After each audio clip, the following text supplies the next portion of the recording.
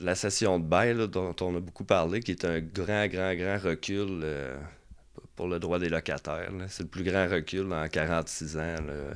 On vient un peu contrer les effets négatifs que ça pourrait avoir en mettant comme des paiements de dommages et intérêts punitifs aux propriétaires qui remplissent pas la clause G qui indique le prix qui était payé avant pour le logement.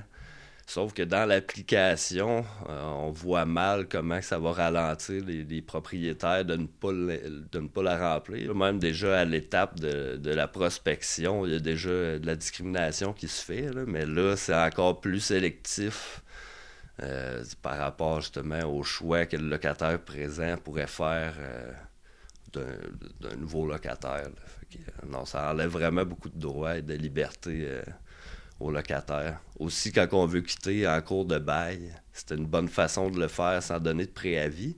On a bonifié un petit peu les indemnités de départ, donc maintenant, le locataire pourrait demander, va recevoir un mois de loyer par année d'occupation du logement.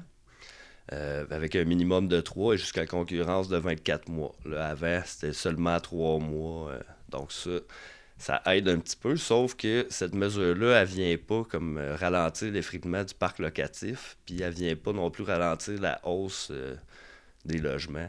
Et en termes de solutions pour améliorer ce projet de loi-là, ça serait quoi selon vous? Ça aurait été un registre des loyers obligatoire, là. Parce que là, il y en a, mais c'est de façon volontaire.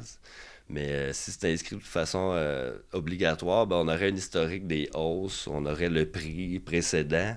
Donc après ça serait plus facile de faire le suivi puis de voir qu'est-ce qui est une hausse abusive entre des changements de locataires. On aurait pu y aller avec un gel carrément des évictions, des reprises de logements pour sécuriser les locataires au moins pendant le temps de la crise, le temps que le taux d'inoccupation remonte au seuil d'équilibre.